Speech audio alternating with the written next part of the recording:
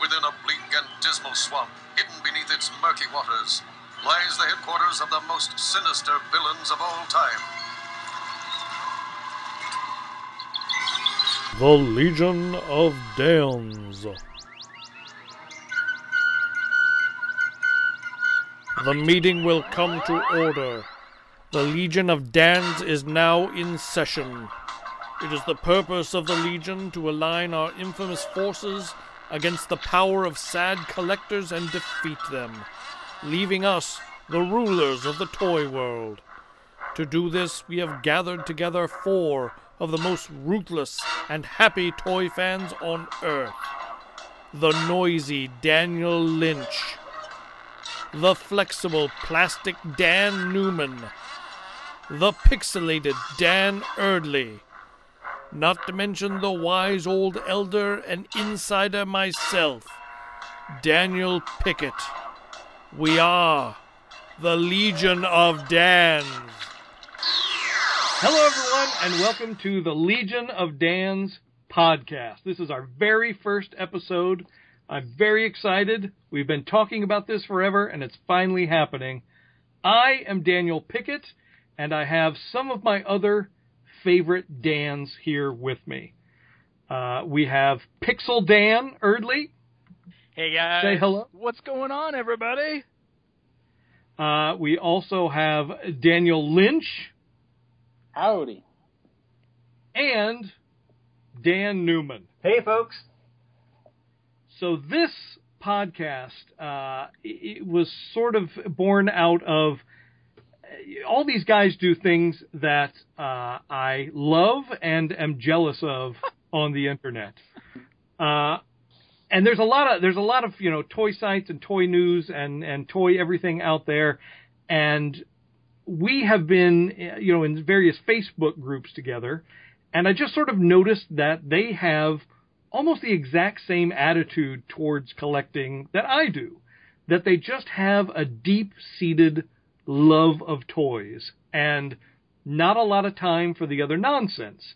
They don't care so much about the politics or the anger. They really believe that if it is your hobby, it should be fun, and they have all found different ways to express that online. And we're going to talk to each of them, and we'll get a little bit of secret origins going. And then we'll, for this episode, we'll talk a little bit about Toy Fair, because that's what's coming up. Mm-hmm. And then for the future episodes, we just thought it would be fun to, sort of take topics, like what's our white whale or favorite thing we ever got for Christmas, and we'll just spend some time talking about what we love about toys. And then we're also talking about delving into specific toy lines, because we all collect different stuff and are experts in different things, and I think it's just sort of fun to revel in each other's knowledge a bit. So thank you, gentlemen, very much for being here and agreeing to do this nonsense that is this brand new podcast. I like nonsense. There's nothing wrong with nonsense. So, yeah, all of these guys have web presences. Daniel Lynch and Pixel Dan, they have their own sites. Dan Newman does a lot of stuff for Action Figure Insider, which is my site, but he also has his own site where he does his photography, and he's been doing art shows of his photography out in the world, which is really cool to take it sort of mainstream. So we'll start with Daniel Lynch, because he's actually the person I probably know the least about, even though I have known him online for how many years do you think it's been? Years and years. Back in the before AFI, whatever that first site was, I don't even remember. Oh, back in the Action Figure Times AFT days, yeah. Yeah, okay. But we've never actually spoken to each other until this very moment. So this is history in the making that you're all a part of. So, Daniel, why don't you talk a little bit, Daniel Lynch, that is, about your website, It's All True, how it started, what your kind of focus there is, and just let the folks know, kind of your background. Alrighty. IATV started it 5 years ago. On the site, you'll know me as Noisy Devil 5. That's like I told the guys earlier, that's the moniker that I had when I got internet famous, so it's just the one that I'm tagged with. When we started the site back in like 2009, and there's a lot of good toy bloggers out there. There were great toy bloggers then, as there are now. But we really just wanted to do something that just kind of wasn't always getting hung up on little things. We just wanted to have a nice, happy, fun site that, had more humor. And if there were bad things or things that were bad quality control or things we didn't like, that poked fun at it instead of just getting angry. And so we started the review site. We started doing the captions, kind of like the old Toy Fair captions. And we just wanted to have a lighthearted look at everything. And for the most part, we've tried to keep it pretty spry. And then, 5 years later, it's still going. I don't know why, but you guys keep coming to the website, and I mostly keep putting stuff out. It's not been so good with the little Rugrat here the last couple months, but we're getting back in the groove. And of course, we have all the checklists. I'm a complete nerd for lists. I will make lists all day long if you let me. And then so the website is just full of checklists. I just put up a few more the other day, and someone even remarked that I was a glutton for punishment, and that is absolutely true. I just love to make a new one, and then I know that there's a couple that they'll get behind on updating, and I'm like, I really need to update that one, but I'm like, I really could make this new one. It's a terrible process. So can I just say that I love your lists, the checklists. Thank you. I agree. Oh, those are just the best because that is one thing that you just don't see enough of on a lot of these sites, and I honestly use your checklists all the time. Thank you. Even when I'm working on my review stuff, I can't always keep track of when certain figures are getting released. So, boom, itsalltrue.net, boom, checklist. There's the Masters release schedule. Perfect. So, yeah, you're a great resource, and everybody should be looking at those checklists. I completely agree with Pixel Dan. You would think in this digital age there would be much more of that sort of resource out there, but there is not, and it's because they're hard. They are not easy. That's right. They're not easy. The funny thing is that's what gets me into trouble. We just did that Transformers Masterpiece checklist we just added, and I had thought that just to take a couple days, because there's sites that have the different information and packaged in different ways sometimes, and you draw from those different sites. And then it took, I think, 2 straight weeks just because there were so many little things in that toy line that really weren't all cataloged in one place. That, this exclusive was for this, and this had this color eyes, and all these little things. And it was that thing where, I need to know that stuff as I'm collecting that line. I want to know, which Soundwave has got yellow eyes, which one has red eyes. And when you go online, if you don't find it right away, that's what starts that bug in my head that I'm like, okay, I got to do this, much to the rest of my body's chagrin. But yeah, it's just kind of funny that the checklists, there are some other good checklist sites out there that aren't really visual, and I think that's kind of what I really like with mine is that it's all, you can see it all. We try to make the scale the same so that way if you're looking at like the DC checklist, Grundy's the right size compared to one of the others, and just kind of making those old vintage card backs. I love to do that. We were doing that again, that Masterpiece checklist. We used the 1986 catalog for that, and I think that's probably one of my favorite things is just to go back and find something that harkens back to that good 80s nostalgia. Yeah, so, Diamond Select and EMC Toys have been doing those Mego repros of the Marvel stuff. And they've just released Spider-Man, and then Captain America's next, and then Wolverine and Thor are the last two in the first, what they're kind of considering the first year. And they asked me each one of those things comes with a little booklet, like a magazine. And they've asked people to write different content for it. They asked me to write a history of all Wolverine figures and a history of Thor figures. Oh my gosh. Wow. And that ain't easy. No. Then just trying to put them in the correct chronological order. That information is just not out there very many places. So, do you have a background in any sort of graphic design? Because they all look terrific. I don't. I have a good friend that she went to college for it. And occasionally, like I'll do all the Photoshop. I'll actually do the makings of it. But every once in a while, there'll be some Photoshop trick or something that she'll help me out with. But for the most part, it's just tried and true, just sitting there and hammering away at the Photoshop until I figure it out. And a lot of and like right now the different getting the pixels just right on the different things. I know that like a couple of the recent checklists are like 1 pixel off, like in Safari and different from Chrome, and all that's just trial and error, just trying to get it sorted out and figure out how to do it. So yeah, when I started though, it was just no idea. The actual first checklists on the website were just your standard HTML tables, and then it grew from there. I'm like, I can add borders, and then if I can add a header, and then it just got completely out of hand. And then with your reviews and stuff, you also have a lot of, it looks like customs, and you build little sets for them. Yeah, it's all part of the fun. I mean, it's all just about having fun with it. So I think the He-Man line is the biggest that had all the customs in it, where you would just call for something that, like for the weapons, those were just, there was no way to make those weapons packs not boring, I thought. Like, here's like 17 accessories that you already have in a different color. And I wasn't going to review them, but and then this is where the fans, God bless them, they get me because they ask, and I'm sure like Pixel Dan gets this too, with all his video reviews. They just, if you skip something, they know. Oh yeah, and they come for you. We actually famously on the He-Man stuff, I didn't do He-Man because the site started around the time the 4th or 5th figure was coming out. And I went back and I got like Merman and Skeletor. I just never did He-Man. And so for like 2 years, there was not like a day that went by that there was not some email, hey, where's that He-Man review? So we finally did that one. It's Castle Grayskull Man now. I have not been able to live up to Daniel Benedict's funniness level. So I'm like afraid of Castle Grayskull Man, so I've not reviewed that one yet. But with the weapons racks, or the weapons pack, we were just trying to do anything that could make it, more fun. And that's the one that was really the first big set piece where, we made the weapons store. We made the shopkeeper, who still doesn't have a name. I've never been able to name her. And the great thing about Motu is those customs are really easy sometimes. Like on that shopkeeper, it's really just a Dora with Evil Lynn's dress. And then we painted her hair black. And it looks like a legitimately completely different figure, but it really just is some black paint on the hair, and I'm good. And that's my favorite thing with those, is that they're fun to do. And then the storyline just kind of grows.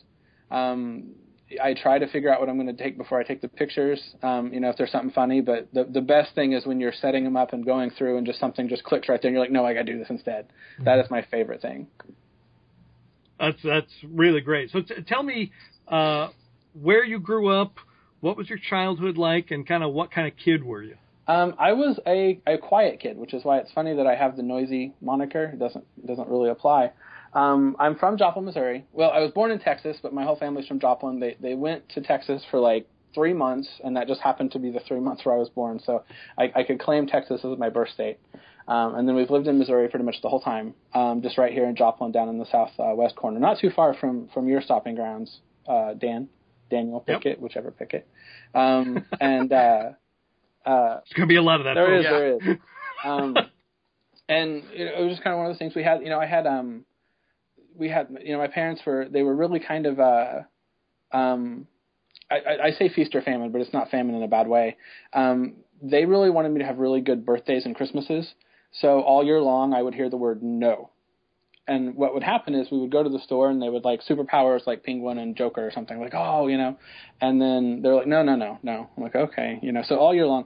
And then on my birthday, I would open like 20 Superpowers figures, which is still like the most awesome thing ever. Like, I wish I could still open 20 Superpowers figures now. Like, that would be awesome. And just kind of that kind of thing, just all at once. Just really kind of, left toys on the brain.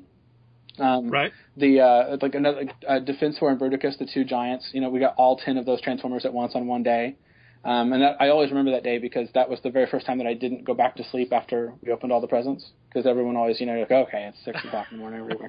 I stayed up for like hours playing with those two giant combiners.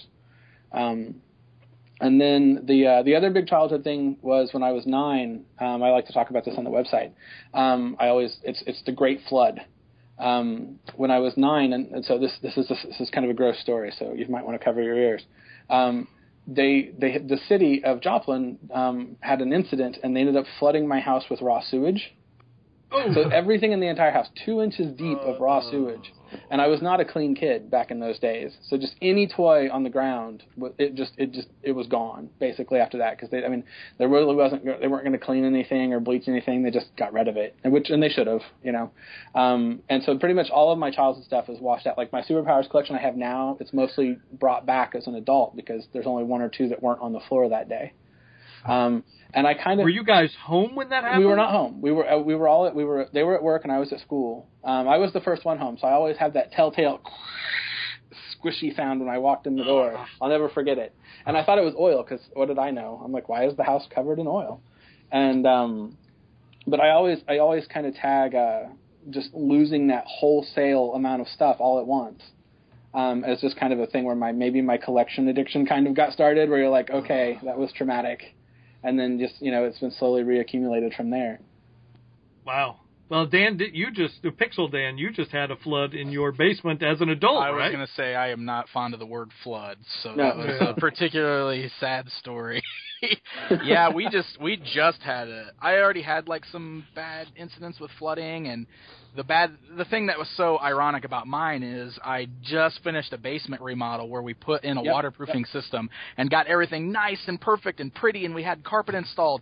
And then our city had some crazy problem where like our entire neighborhood was flooded, like underwater, so our sewer backed up. And so the irony was my basement was finally waterproof and it was keeping rainwater out, but now I had sewage coming up from the drain, which completely wrecked my brand new carpet, and I had to it was just bad. So, floods are not fun. I really hope this isn't like a curse. A Dan. I know, right? Yes. Dan. Yes. Toy collecting Dans are going to someday have to face. If it makes you guys feel better, it was 25 years between mine and Pixel Dan, so hopefully you guys have got a quarter century. So you got a till the good next 25 years before Yeah. Well, you pick it. I hope you're next. What? Thanks for nothing. So, Daniel Lynch, do you remember kind of the first toy line you were interested in collecting as a kid? I do. It was G.I. Joe. I had tons of those little guys. It's always kind of a funny thing where I'm late to everything else. Like with Transformers, I always care more about like Hot Rod and that era. And He-Man's kind of the same way. Like the battle armors are the actual He-Man to me because I didn't have any of the old stuff, so I don't care about harness He-Man. It was just G.I. Joes left and right. And I think I talk about this a lot on the website, that it's funny that we don't really, because G.I. Joe is such a dead thing right now, that the site doesn't cover it. But, if that thing where we always do where it's like, if you could collect one toy line, I would go back to a G.I. Joe quite a bit just because, all the vehicles and the play sets and just tons of figures. And they all just had enough. I loved those file cards as a kid because they just had just enough personality. Like they weren't, they weren't completely written out. It wasn't like you watch something and then, like Optimus Prime, I love him, but you always know what Optimus Prime is going to do in any given situation, right? Because he's straight as an arrow. But all those Joes, there was just so much interpretation with them that, you could do whatever. You knew Lifeline was a pacifist, you knew Shipwreck was a little salty, but they were tons of fun to play with, and you just had all the vehicles and all the playsets. It was amazing. And speaking of the sewage flood, for example, the flag does not float on a raw sewage flood. No. Good to know. Yeah. I think we just found our first T-shirt. Merchandise. The funny thing, I still have the deck because the deck set high enough.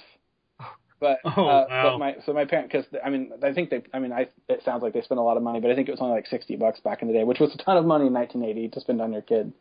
Oh yeah. But they salvaged the deck and the stuff above it because that didn't get touched, but they threw away the whole scaffolding. So anytime after that, it sits on the floor flat, which is still pretty impressive. It's 7 feet long sitting on the floor. So Yeah. I need to like hang it up the wall and make like modern art out of it or something. Like I like that idea. Yeah. And just one more quick question: what is the most recent thing you've picked up? The most recent thing. That's a good question. Probably the Masterpiece Ultra Magnus. It came just a few weeks ago, and I've not really bought much in January, February. We don't spend too much money those 2 months. So yeah, the Masterpiece Ultra Magnus came back just right at the first part of the month, and he's just magnificent. I love him I wish I had two because his alt mode is awesome and his bot mode is awesome, and It's one of those toys. Anything where I'm really addicted to this, and a lot of people are because they sell well. But when it was little, when you were a kid and it was big, and then you got older and it stayed the same size, and then they come back now and they make these giant adult basically versions, and you're hooked again. And I love that new Ultra Magnus as much as I love that old one. So he's an amazing toy. I need to get the review up sometime. I'm going to start emailing you every day. Where's that Ultra Magnus? You made the checklist. Where's the Ultra Magnus? That's right. All right, let's turn our attention now to Mr. Dan Newman, also known as Cantina Dan in some circles. Yes. So, Dan, talk a little bit about your photography and your presence online, sort of the things you do. Yeah, I started taking pictures of my action figures a long time ago. I was actually I thought about it recently, and I think the first project where I did this was back. God, it was probably back in the late '90s. I was taking a night class at the School of Visual Arts in Manhattan, and one of the projects was to design a deck of cards based on something you love or a hobby. And I had just started recollecting Star Wars figures, and I had enough to kind of create this deck of cards based on the Star Wars figures that I had, like the 3 card. I had 3 Jedis. I had Luke, and I had Obi-Wan, and I had Yoda, and so that was the 3 card. And 5 might have been Rebels, and I gathered my Rebels and whatever. And I took, I just kind of set them up and took just straight shots of them. And of course, I didn't even have a digital camera. I did this with film. So I took these shots, got the film developed, scanned the prints into the computer, clipped them out, created this thing. And I feel like ever since then, I've been taking photos of action figures. At one point, I was doing these evolution shots where I would take a vintage figure and, during the kind of genesis of this, newer lines of older properties, I was, totally jazzed about that, like a lot of us of our generation were. And so I would, take a modern gung-ho figure, and I'd go get the vintage gung-ho figure, and I just put them together in a shot, and I started doing a bunch of these, and I started calling them the evolutions.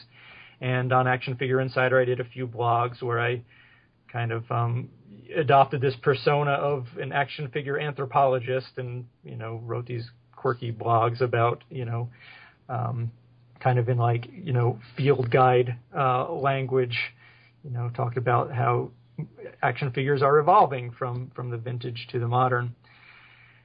And from there, sorry to interrupt, but I love those, by the way, little figure A, figure B. Those were amazing. Thank you. Thanks. And yeah, I got good feedback on those, and I was really tickled by that. That made me feel good, and so it just kind of fueled more and more photography. And eventually I started taking figures out of the light box and bringing them out into like environments and trying to create, neat little scenes where I try to blur the lines between, what's real and what's not real. A lot of time is, kind of spent on my belly with my camera on the ground, shooting up at action figures to kind of try to get this perspective where if you do it right, you kind of have to do a double take because it looks sort of real. And I don't know, I just have been doing that for a while now. I enjoy it. It's like, I tell people it's my adult way of playing with my toys. Rather than just getting a new toy and putting it in a Rubbermaid and storing it away, it's like, kind of the stop that I do before that happens so that I can get a little playtime in.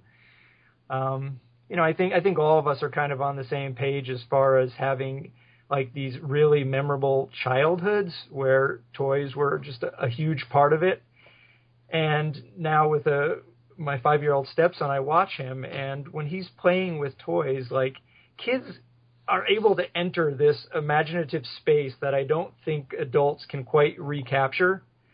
It's like you lose track of time, and these playthings become like super real in a child's brain.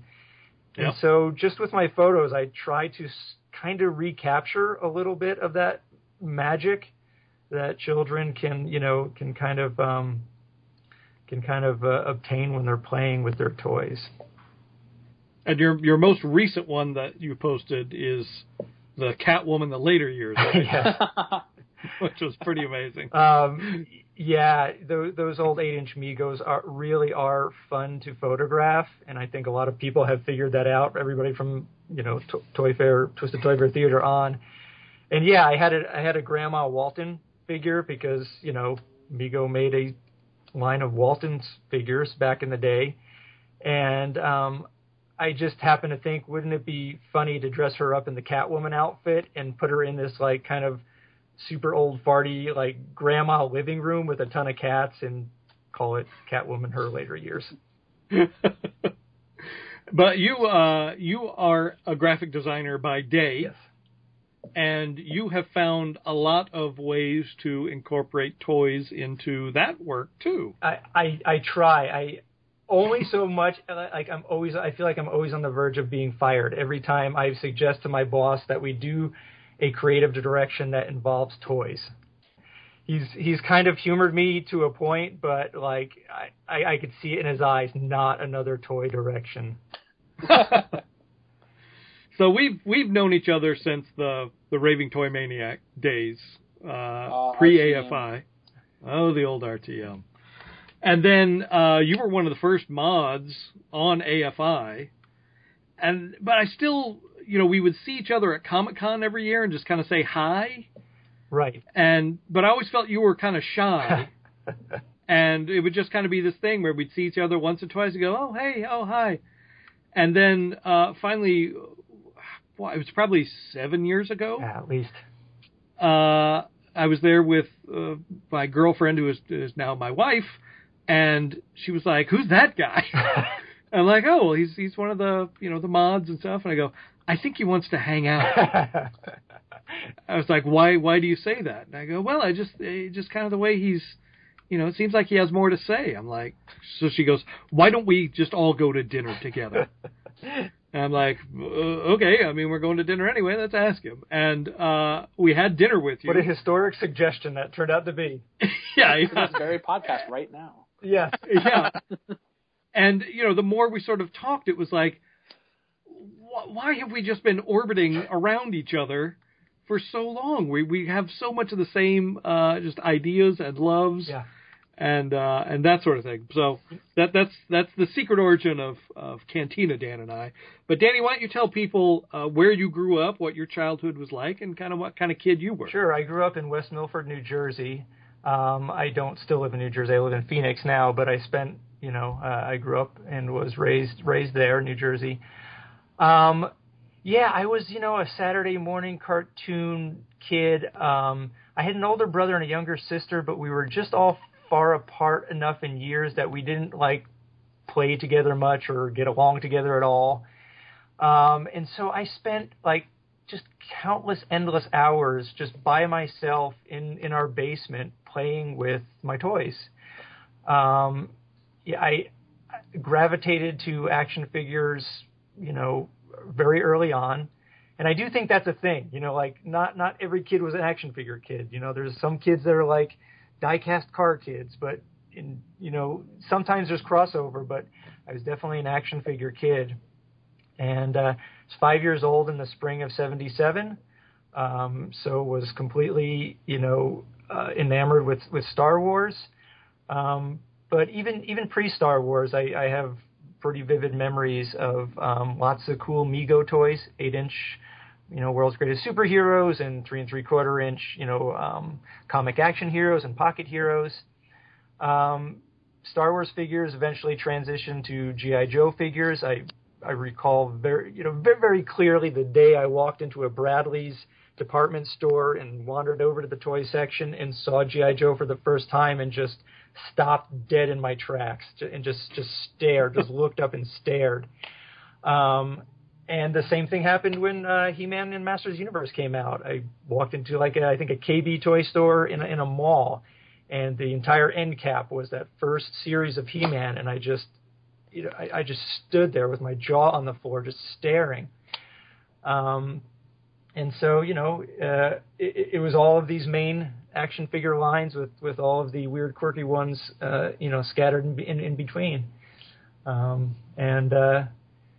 Eventually, I had an older brother, so I got shamed out of, playing with my toys at, whatever age that was. And it took a while for me to get back to it, and it was probably Star Wars Episode 1 that finally got me thinking about it again. The rest is history. How long a gap would you say there was in there for you? God, I remember a certain Christmas where my mom was asking all of us, well, we got to tell Nanny what you want for Christmas from her. And it was a very marked decision. I remember thinking to myself, okay, this will be the last Christmas where I ask for toys. And I remember, like, the last toy I asked for was a Thundercats figure. It was the bad guy that had that massive, like, mechanical hand. He was kind of like a pirate, had an eye patch, and this huge mechanical hand. Is that ringing a bell for any of you guys? I know exactly who you're talking about. I have the figure on my shelf. I can't remember his name. I think it's like Hammer Hand. So whatever year that figure came out, that was it. I classified that as my last action figure, and I stuck to it, and I didn't buy another figure until Episode 1, Jar Jar Binks. Yes. Wow. Well, who of us wasn't watching that trailer and, like, you say people gonna die? And, like, we would just, like, repeat that over and over again at work. This was before the movie actually came out. And, like, I'm going to stop at Toys R Us on the way home and just kind of look around. And saw that figure. I'm like, oh, I got to get that and bring it into work, and everybody will think it's hilarious. And that was the beginning of the end. So that would mean you did not attend one of the Midnight Madness sales. Well, they had Midnight Madness 1, right? sales for Episode 2 and 3. Right. But for 1, you were not a part of it. Exactly. Okay. Yeah. All right. Yep. I remember that. That was awesome. That was such a great thing at the time. I worked at Toys R Us, and I did not think it was that awesome. I bet you did not. Oh, jeez. Yeah, I actually just came across, I was going through an old hard drive, and I came across some pictures from the Episode 2 Midnight Madness sale, and it was, the Toys R Us had 6 of those little kid wader pools on the ground, just full of the figures. Oh, yeah. Waiting for people to just paw through them. Oh, that would have been a much better thing to put them in, because in our Toys R Us, they put them in kind of those containers that were kind of like, not mesh, but like they're pretty tall and they're fairly thin. And so in order to dig down all the way to the bottom, the thing had to explode. There were figures all over the floor. Oh yeah, the wire bins, yeah. Right, the wire bins. Oh yeah, yeah. The roll with the wheels and yeah. Yep. I think they were remember shopping carts at mine. I think they just dumped all the toys in the shopping carts. We tried to get them on pegs, and I think we ended up it was not to speak ill of our Hot Wheels friends, but it was kind of the Hot Wheels thing at one point where we just started zipping the case open and just pushing it into the crowd. Just like chumming the pretty water. much, yeah. Just take it. We'll be over here. Yeah, don't stay away from the box knife. I won't cut you. I remember by the time of Episode 3, there was still this frenzy, because people remember the Episode 1 night and the Episode 2 night. So Episode 3, there was a gigantic crowd at this Toys R Us. And my buddy that I went there with was like, I'm just going to check something. Hold on. And he got in his car and drove away. And I'm still waiting in line.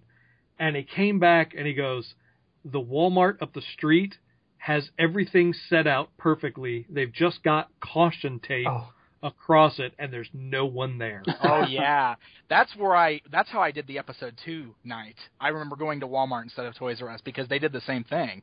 They just kind of blocked off the toy section until midnight, and then at midnight you just walked right up and took whatever you wanted off the shelf. It was awesome. Yeah, so we were like, all right, we're ditching this, and we got in this car and we drove up. There were like 4 other guys there. Everyone else is at Toys R Us, so that was great. Oh, yeah. That's amazing. So, Danny, do you remember the last thing you picked up? I am pretty much a vintage guy nowadays, so I'm trying to think of the last. trying to fill in a few holes that I have in my Remco Crystar line. Okay. Yeah, there's a few, and I got a figure called the Dragon Rider. Yes. Do you have the dragon that he sits on? Not yet. It's the articulated Dragon Rider. It's not the one that actually. Okay. Yeah, it's not the one that actually came with the dragon. Gotcha. Okay, that's awesome. Yeah, I do need that dragon too.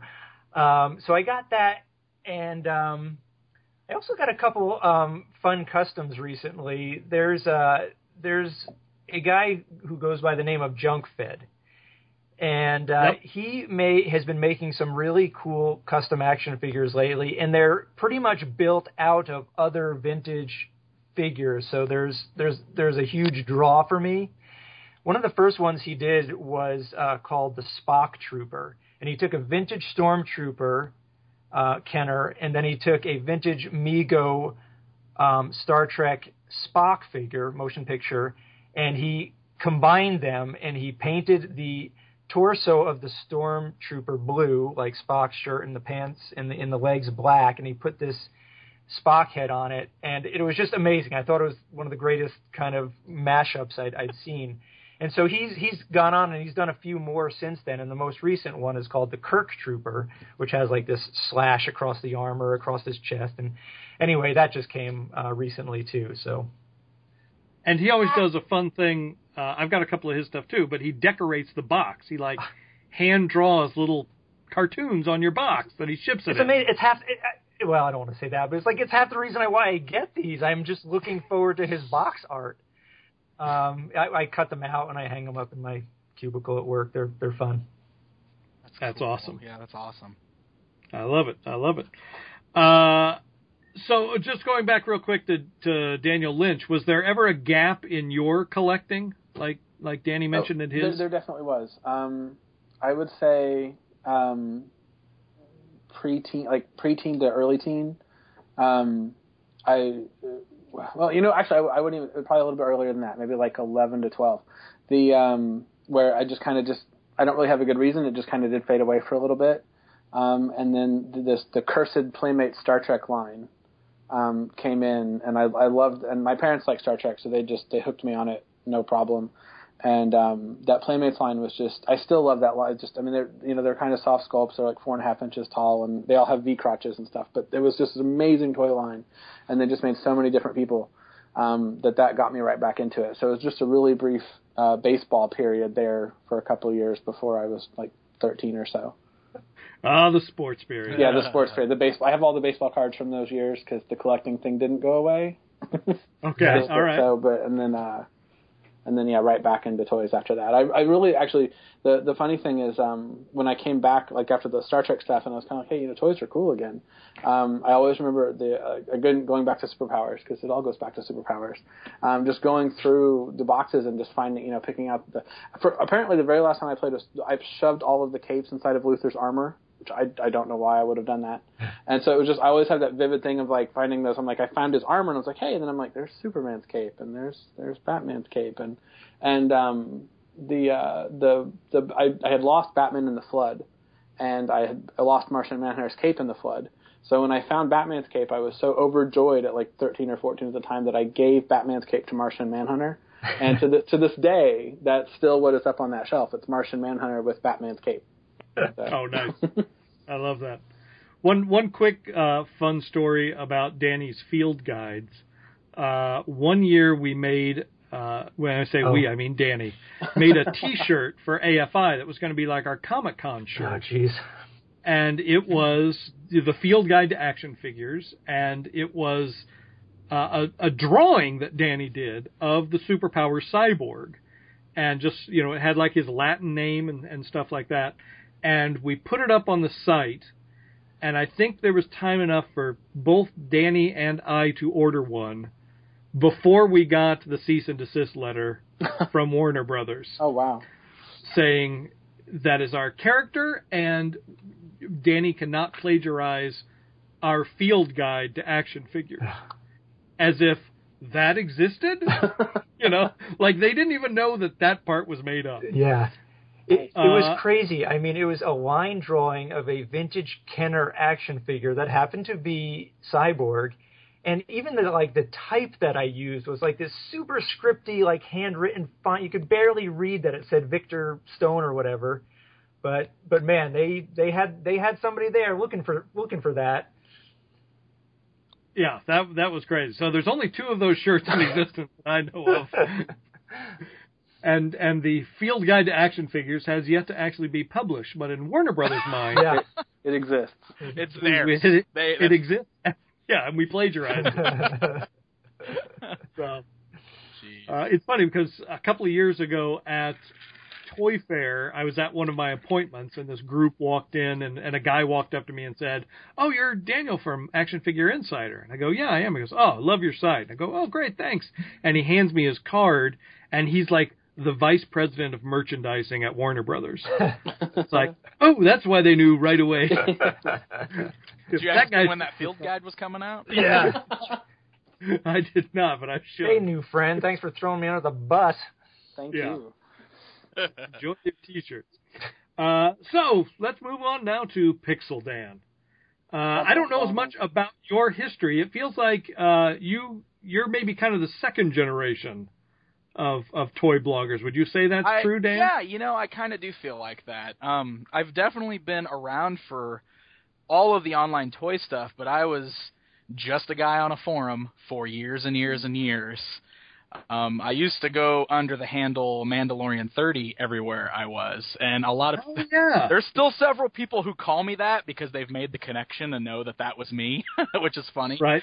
Which is actually why, some of my stuff is still stuck with that. My YouTube page is still stuck as, youtube.com/Mandalorian30 because that's what I signed up as way back when YouTube started, Wow. So I've always been around, and I was always on the forums. I used to actually help moderate over at Toy News International years ago, back when it was American Dream Comics. Right. So that's kind of where I really started kind of getting in and knowing a lot of people, and I met Jay there and everything, who I still, talk to quite a bit these days, and he posts a lot of my stuff on Toy News Eye, which is very cool of him. So that's kind of... And you have a podcast with him, too, I right? do, yes. I actually do a podcast on Toy News International with 2 other YouTube reviewers, Sean Long and Shartimus Prime, called The Collector Connection, where it's just kind of us getting on there and geeking out about toys too. So, I feel like I'm a part of like a million podcasts, but I love doing them all. They're awesome because there's that one on He-Man.org too, but whatever, He-Man.org. Come on. I'm just kidding. I'm good friends with Val. I get to make jokes like that. And that the org one is the Roast Google. Yes, Roast Google Dinner. Yeah. So you're kind of like our Wolverine. What's that? You're our Wolverine. You're on all the teams. Oh, geez. Yeah, right? I go up. I just enjoy, having these discussions. So it's always fun when somebody's like, we should do a podcast. I'm like, yeah, I've got lots of time. Why not do this? Which is well, for me, I've been doing AFI almost 10 years now, and I was on another site before that, and I would much rather talk about it than type something. Yeah, and that's kind of how I am too, and that's kind of how that's what led into the video thing with me, to be honest. Right.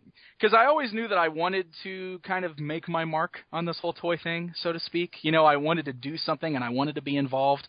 But I feel like I am much better in front of a camera and in front of an audience than I am using my words in written text.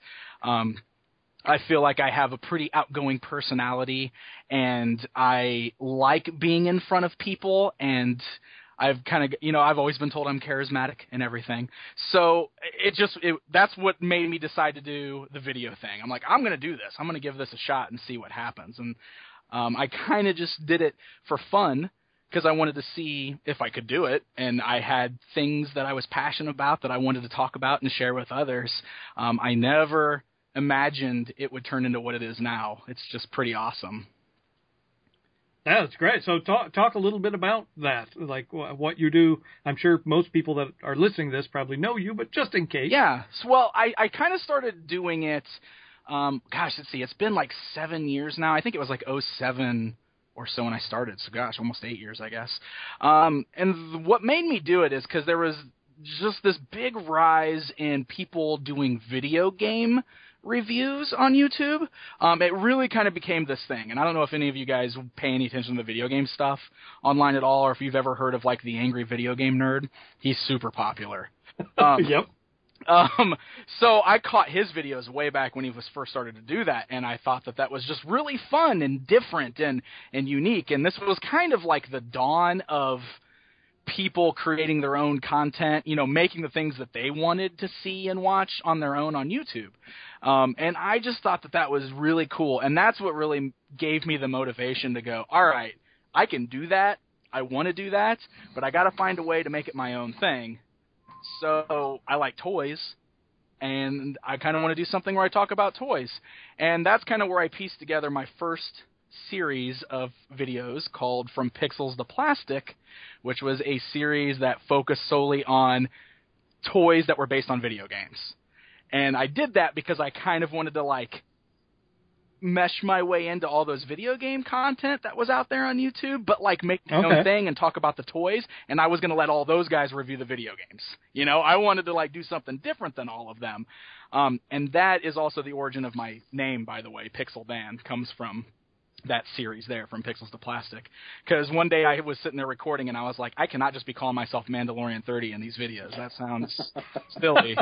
And so a buddy of mine actually started calling me Pixel Dan, privately because of that show, and I was like, I kind of like that. I think I'm going to go with that. So that's how that whole thing started.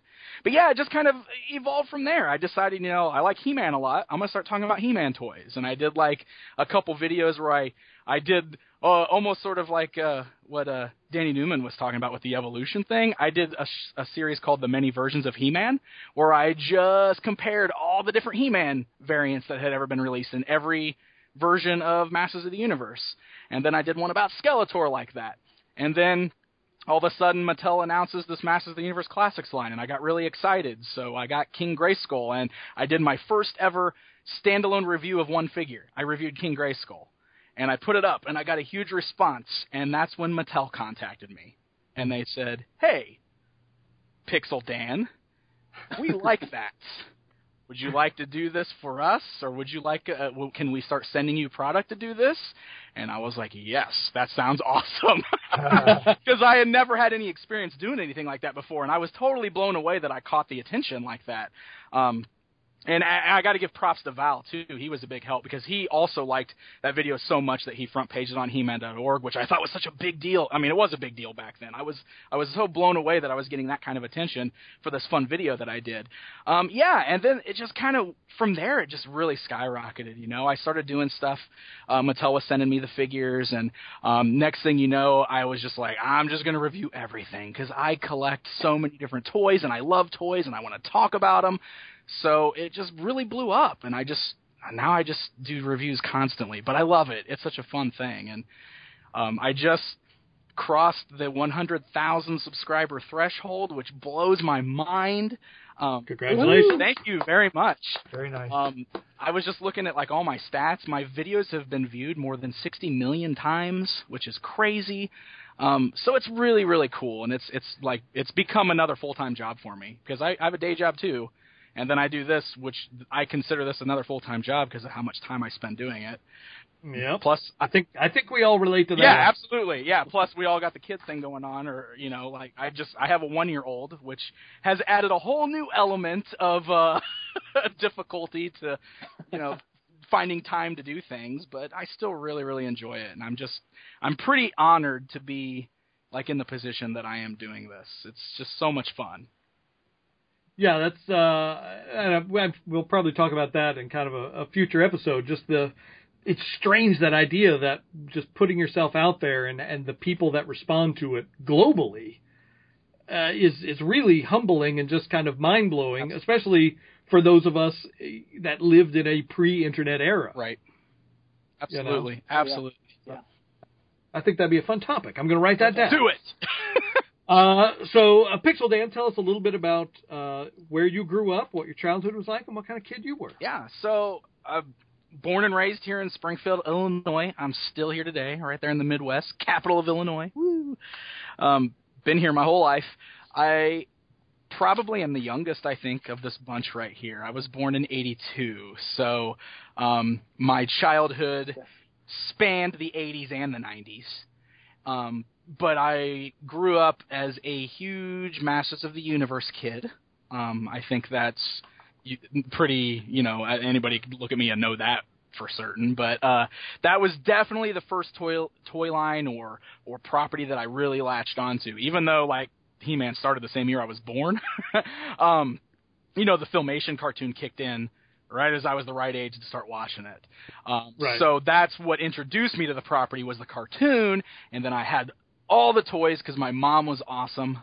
She really got into He-Man with me. Like, to this day, she can still come and look at my toys, and she can name all the characters, which is really cool to me.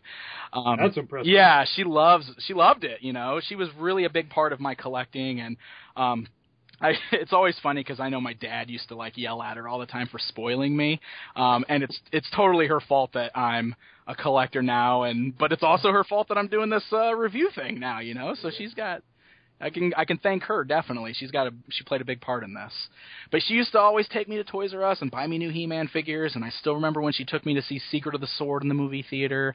Still remember when she took me to see the live-action He-Man in the theater. All of that was very, very cool. So I loved Masters of the Universe all the way up until it was gone and you couldn't really find it anymore in the stores, and then the New Adventure stuff came out, and I remember my mom even looking at those going, those look stupid, that's not He-Man, and she wouldn't buy them for me. Wow. Which is funny because I like that line now, but I never had them as a kid because my mom wouldn't buy them for me. She didn't like them. Yeah, so it was from there, it was a very easy transition into Teenage Mutant Ninja Turtles, which is my other big love, because right as He-Man was winding down, Turtles was picking up steam, and then boom, Turtles was a huge thing for, like, the next era of my childhood. So those two definitely remain, like, my top two toy loves to this day. I love both of those lines. But I had a little bit of everything in between. I mean, I had a bunch of Superpowers toys as a kid. I had... Oh gosh, Ghostbusters, lots of the Kenner Ghostbusters. I had Thundercats. I sound like it. I was a spoiled kid. I think my mom bought me too many toys, probably. But I loved all of that stuff. The same '80s nostalgia that everybody seems to be into. I was wrapped right up into all of that. And was there a gap in your collecting at all? Yeah, definitely. I would say that the last line I was really collecting was probably the Toy Biz X-Men stuff. I was buying the Toy Biz X-Men and Marvel stuff, and also the Playmates Star Trek stuff. I did have a lot of that, too, before I stopped buying toys, because it was right about that age where I was buying those, like, with my weekly allowance and everything, and my dad was really pressuring me, like, all right, you're too old for toys. We got to stop buying toys. There were no more toys. So I got out of them for several years, even sold a lot of them in a dreaded yard sale, which I still want to go back in time and stop me from selling all my He-Man and Ninja Turtles and stuff in yard sales for like a nickel a piece or whatever I did. But I picked things back up again in '95 when the Power of the Force Star Wars line started hitting stores. Oh, yeah. And I got massively into Star Wars collecting at that time. See, I kind of missed all the vintage Star Wars toys. So Power of the Force was when I really got diehard into Star Wars collecting. And I often like to joke that Star Wars is like the gateway drug to toy collecting, because that's exactly what happened with me, and I know that that's how it is with a lot of people. You start with Star Wars, and then it snowballs, and you start buying everything. It's true. So that's what happened with me. I got way into Star Wars, and I was buying nothing but Star Wars figures for years and years, and then the Masters of the Universe commemorative stuff showed up, and I bought those, and then Spider-Man Classics and Marvel Legends came, and I bought those, and now I just buy everything. Buy it all. Yep. And what's the most recent thing you picked up? I think the most recent thing I bought was the new Ninja Turtles Party Wagon. Oh, yes, I just saw that for the first time yesterday. Yeah, it's finally starting to show up in stores. They got a bunch of new stuff kind of hitting, but it hit my area always seems to be the last place to get stuff, which sucks, in the Midwest. Oh, yeah. So I finally, I actually had some help in scoring one, but now they're starting to show up in the area here. So I picked up the Party Wagon. I really like it. It's a really fun nod to the vintage toy, which is always cool to see. Awesome. I love it. So quickly, I guess I'll talk about myself. I'm Daniel Pickett. Some people also know me as Julius Marks. That was my first online handle. That is the real name of Groucho Marx, in case anyone is wondering. I always kind of wondered where that came from. So I was a theater kid. I started in theater in like third grade, me and my best friend, and was doing a lot of theater. And sometime around, I guess it was 88, 89, when the internet was starting and AOL was coming on, I did a play where I was Groucho Marx. And I did all this research into it because I wanted to, do the best job I could, and read about his family and his brothers and all that. And so when I signed up for AOL, I wanted a Groucho Marx name, and everything was taken. I could be like Groucho 90210, and I was like, I don't want a name with a number in it. So I used Julius Marx, his real name, and when I was first starting to write, like for Action Figure Times, that whole thing with the internet was still kind of new, and I was like, well, I don't want to give my real name because then people are going to come to your house and stab you in the neck while you sleep. So I thought I would just use that Julius Marx name in my writing. And there's, to this day, kind of like you said, Pixel Dan, there's people that call me Julius when they see me in public. And as a matter of fact, the first date I went on with my wife was a Jonathan Colton concert. And when we were there, a guy walked up and said, "Are you Julius Marx?" and my wife looked at me like, "What is he talking about?" That's funny. I was like, it's my alter ego. I'll have to explain that later. No big deal, babe. I'm famous. Yeah. Yeah. I'm the internet famous. The real funny thing about that is I met you several times in a row, at various conventions and stuff that we're always at, and always knew you as Daniel.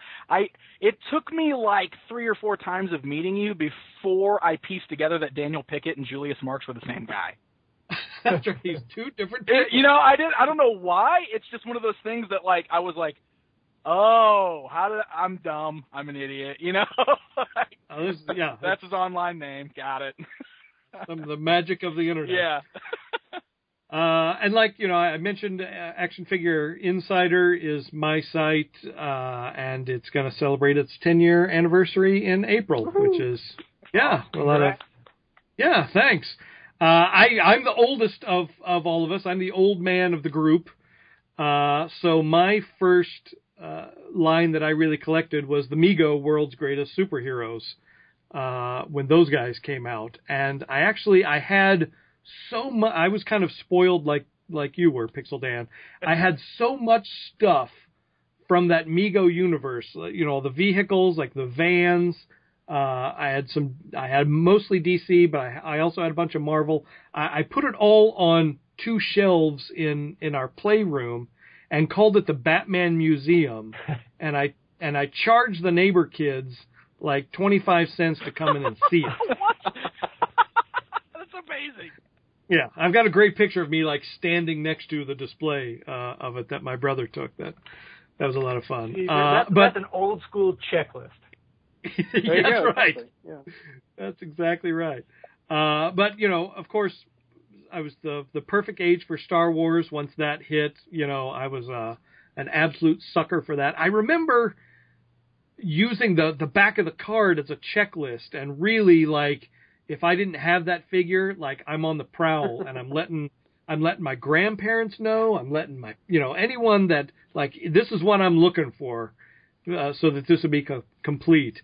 And which was strange because I got so into Star Wars and I collected everything up through all the way through Jedi, all the ships, all the figures, and then for some reason around 84-ish, I got into Transformers Gen 1 and stopped collecting Star Wars. So I had none of the Power of the Force stuff. Which was insane because there were so many figures that I wanted as figures that are in that line that just completely escaped me. So, and I still don't have them. So, God, we could talk about that whole phenomena for a whole episode. We will. I grew up in Tulsa, Oklahoma. I lived there for, 18 years. Went to college, went to grad school, and then moved out to Los Angeles, and I've been in LA 18-ish years, I think.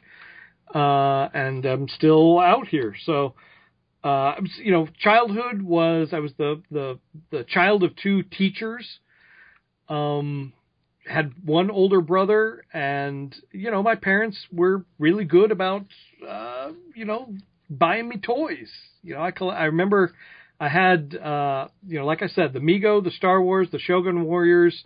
I was huge into the Space Lego when that came out, and huge into all the Castle stuff when that finally came out. I had the LJN Dungeons and Dragons stuff, and then, the Transformers, and then I had a gap of probably 2.5 years, kind of midway through high school until I got into college.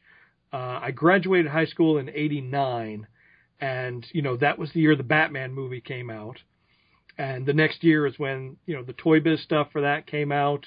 And then when Batman the Animated Series came out, that's when I was really, back into collecting toys. And that was just around the same time as the Playmate Star Trek stuff. So when I was looking for Batman animated stuff, I was right there looking for Star Trek stuff right along with it, and have been collecting ever since. And probably the most recent thing I got was I went to Disneyland the other day, and they've got that Build-A-Droid thing. Lucky. Oh, those are so cool. So I built myself 2 droids and took them up to the counter, and the lady said, "Oh, it's buy 2 get 1 free." Oh. So I was like, "We're going back for more. Gotta buy more." Yeah. It's like, let's go build another. So yeah, I probably have, 50 Astromechs, if not more. Wow. I've got all the ones they made. I customized a bunch of them, and now this Disney thing is incredibly dangerous. So. Did you get them with, the Mickey ears and the Indiana Jones hat and all that kind of fun stuff? Yeah, I'm trying to go through and get each of the hats. Oh, I man. think I still need the So Yoda cool. hat. Yeah. So. Yeah, it must be nice, though. Oh, I just popped into Disneyland the other day. I know, right? Down the way from work. Well, this year is going to be dangerous because for Christmas this year, Santa brought us all annual passes. So we're going to be hitting the parks quite a bit this year, and I suspect there will be a droid coming home Every time? every single time if I have my way. I'm jealous. I have to go 6 hours to a Six Flags, man. Oh, wow. You can go to how far is Worlds of Fun for Oh, that's you? true. There is. I always forget that's up there. Yes, there is. There's only about 3 hours to a Worlds of Fun. There you There go. we go. But they don't have Build-A-Droids, I don't think. I might probably have to call. You might be right. I have a Six Flags an hour and a half away, but it's no Disneyland. It's the same Six Flags, as a matter of fact. Oh, yeah? St. Louis? Yeah, St. Louis. Yeah. Yeah. Well, it's funny because Disneyland for me, when I first moved out here, I worked for Disney, and I worked there for 7 years. And while I worked there, I could go there free anytime I wanted. But I lived really far away from it. I was living in Pasadena, and it's in Orange County. But, I went a couple of times a year, and then when my daughter was born, that's when I switched jobs. And so I have this gap of another 10 years where I maybe went every other year or something, It was not quite the festive visit every single time like it used to be. So yeah, that is our secret origins. Now you know a lot about us, but you'll be finding out more about us with each episode, I'm sure, as we chime in with our stories. But next thing to talk about is Toy Fair. It's just a matter of weeks until a couple of us, I think at least Pixel Dan and I, will you be there this year? I will be there. Are going to brave the elements. Yeah, every time. And see the latest and greatest. And, New York was supposed to get hit with this crippling snowstorm that I guess wasn't quite as bad as they thought it was going to be. Doesn't sound like it now. But I'm hoping this will be the year we escape all that. Oh, gosh, I hope so. I feel like every time I've been there, it's been in the middle of a blizzard. Every time. Yes. Yeah. Well, Daniel, So I feel I like can- last year it was like planes, trains, and automobiles for you guys to actually arrive. yeah. Oh yeah, they Oh, were yeah, that- canceling flights like crazy. Oh my gosh, it was insane last year. Yeah, that was the one where we had to. They canceled our flight to New York, and we had to fly to Philadelphia, and then take the train in the middle of the night. Oh my god. Yeah, For love of and the it's all to Lord. get to that Hasbro appointment. I know, that stupid Hasbro appointment. Well, now this year Toy Fair starts on the same day as the Hasbro thing, so it's like, Which is very bizarre, isn't it? And is it Yeah. causing as many conflicts with you as it has been with me? Because oh my gosh, Yes, it is. Yeah, it has been a and pain. and it seems like this year a lot more companies are doing, what we sometimes call the nerd herd, Yeah. where they invite all the collector press at Yeah. once. Let's just get rid of all these guys at the same time, just so we can pass them through. And that's kind of what it seems like. They Yeah. they want you there all at the same time so they can release all the info while you're there, right? Yeah. Don't they do that That's now right, too? Yeah, they Yes. do. Most of them seem to. Yep, they love to do that. So let's talk a little bit about what we think we're going to see, what we hope we might see, and what we are excited about that's going to come out of Toy Fair. Anyone want to start? Well, I guess Everyone's I'll jump right. in. Do it. Right. All right, so there's a couple things that, this year I'm not sure exactly what I'm excited for. Okay, yes, I do. I know what I'm excited for. I'm excited to see what NECA has. Okay. Because last year's showing was so good, first of all, with, the Alien Queen, and they showed off all of those Alien movie figures, like we're finally getting Ripley and all that stuff, and we saw the Power Loader and all that. So I'm excited to see what all they have, but I've really been loving their 8-bit inspired line of figures. That just kind of randomly started with that San Diego exclusive Jason and turned into a thing. But I love Right. it. I love it so much. And I know that they're planning on revealing a bunch more of those. So I'm anxious to see those. I'm anxious to see that whole booth in general, but I'm such a geek for those video game painted figures. No, they're awesome. They're awesome. Oh, they're so cool. So I'm really excited Well, for those. You are Pixel Dan, after all. That's true. That's true. Yeah, but the thing about those 8-bit figures, the packaging Oh. on those is part of what sells it. So good. It's so good. It's just amazing because I feel like they totally tripped into this, by accident. They did that fun Jason, and I think they did it because they were inspired by a fan who customized one of their Yeah. Jasons and painted them that way. And so they because they thanked him on the box and everything for Jason. And people just loved it so much that they were just like, we've got the rights to all these characters who had crazy bad video games back on the Nintendo. Let's just paint them all that way. And I think that's so cool. And then we got that Batman out of it, which just blows my mind. Yeah, I think we were all taken by surprise on that one. Gosh. So that line gave us the most perfect 89 Batman we've ever had an action figure for. So it's just, I love it. And I'm anxious to see what they can do with it. I want so bad, which I don't think it'll ever happen, but I want a Nintendo-style Ninja Turtle from them. So, Oh, yeah. but they got to fight Playmates for that, and I don't know if it'll ever happen. But that's what I'm keeping my fingers crossed for. Well, if nothing else, Playmates will have that idea themselves. Right. About a year after NECA stops doing them, runs out of It'll license. just Yeah, come to them. exactly. Like, hey, Yeah. Yeah, I'd love for them because, Star Wars had the old Super Nintendo games, Yeah. and there's all that stuff. Not that they're gonna take that from Hasbro. I know, but- exactly. There's just so many of them that they can't do because of, these bigger companies holding the licenses. But, man, they got the Batman. I mean, that's crazy that they were able to do that, so I guess you never know now. That's true. And NECA's one of those companies that are just kind of a workhorse that almost kind of flies under the radar, just how consistent they are and just what they've grown into. Yeah. If you remember their very first action figure product, which was before Randy even got there, were those awful Beetlejuice figures. Oh, yeah. Yeah. That were so lousy, and then they started, peeling people away from McFarlane, and just what it has become, and it's just stunning the the portrait work they do now. Yeah, absolutely. There's just that point about halfway through that it's the Predators, like the early Predators, and they're not bad, the early ones, but they get to that like wave 7, 8 maybe, and it just kind of just takes off. They're just tons more awesome, and you can't deny them almost when you're there looking at them. Well, and that stuff they're doing with the Predator now, where they're hitting the Kenner stuff. That kills me. Sweet spot for me. And they're going to do it with Alien too. He's already said that their plan is to do Alien in that same style eventually, and that's just going to be awesome. insane. Like, I keep thinking about a Mantis Alien and how amazing that's going to be. You know, Oh my gosh. But yeah, talking about like the sculpts and the paint jobs, we're in an era where we're constantly like, well, you know, paint decos cost all this money now, and it's really hard to get figures painted like as good as we want them to be.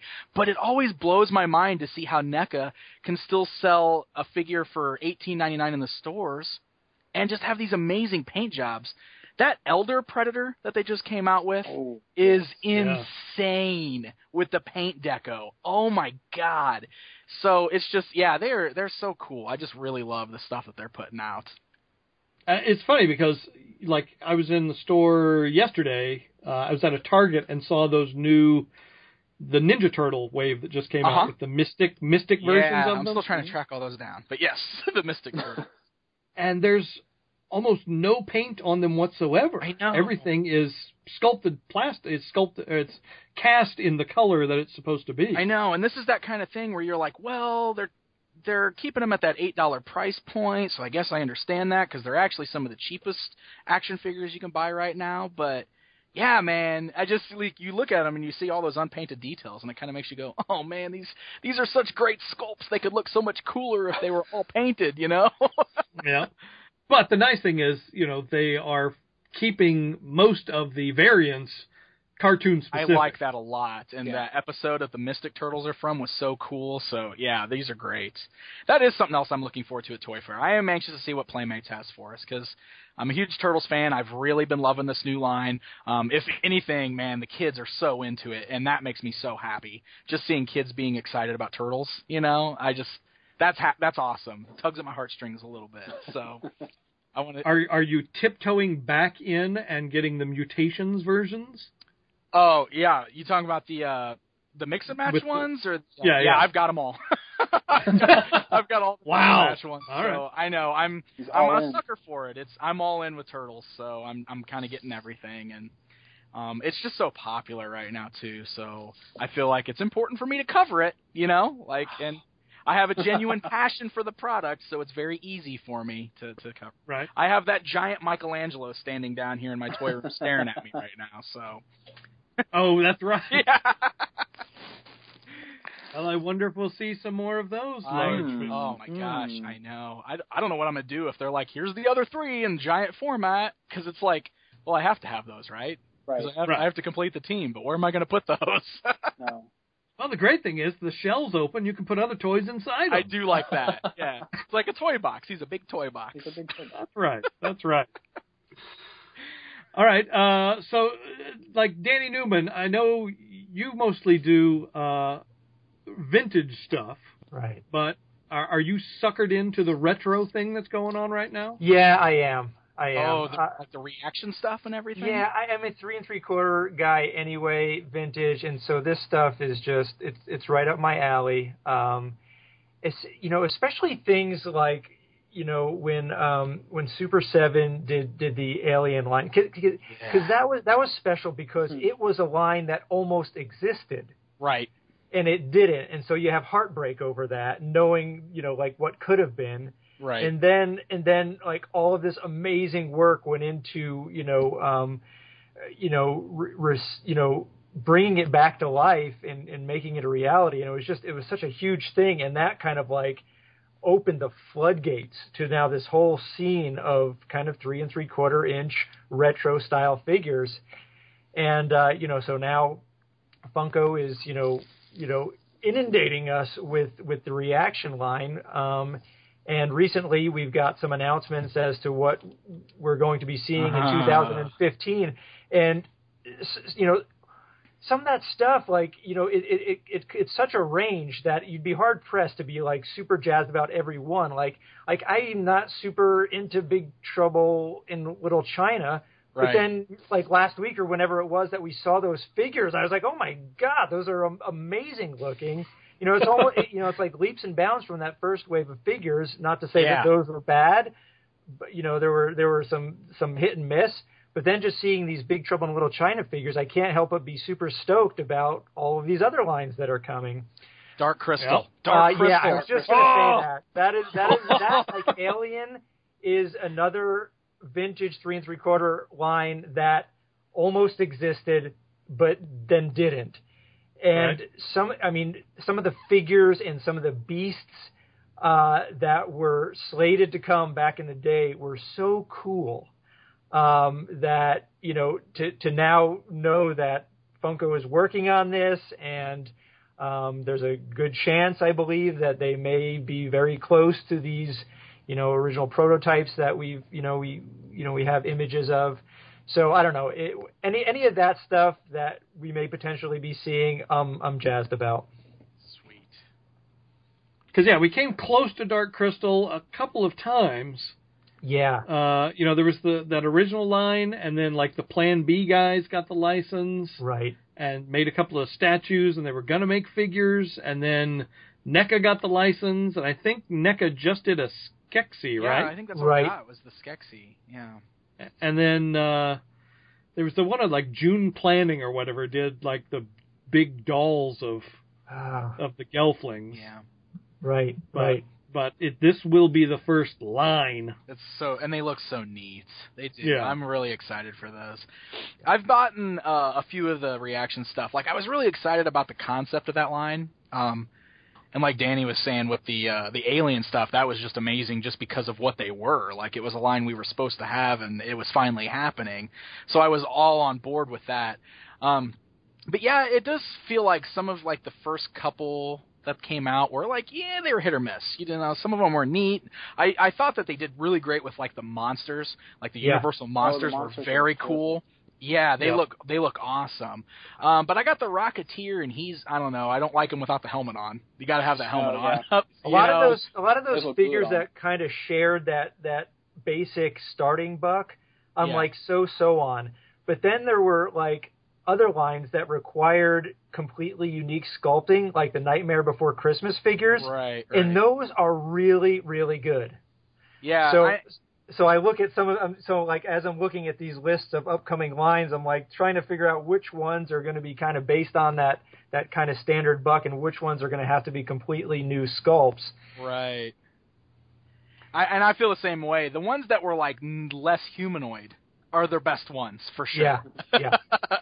But I also kind of feel like, even looking at like you said, the Big Trouble in Little China figures, I feel like those look like some of the best, like the humanoid ones that they've done.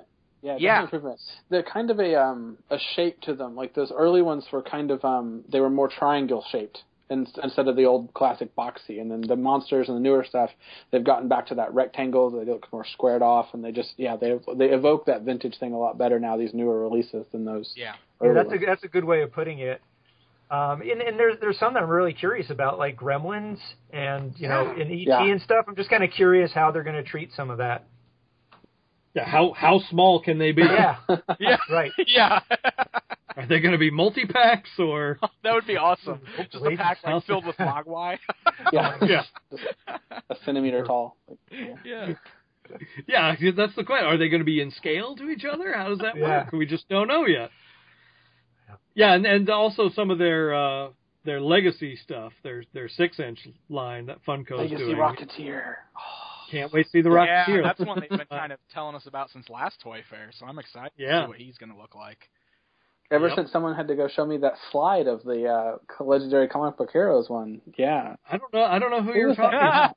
Yeah. I don't know what you're referring to at all. It's been pretty cool to see Funko grow like that, too. Yes. They went from being the guys that just did bobbleheads to, like, they created the Pop Vinyl line, which has just gotten this massive fan following. I mean, people who don't even buy toys love Pop Vinyls. Everybody buys Pop Vinyls. Yeah.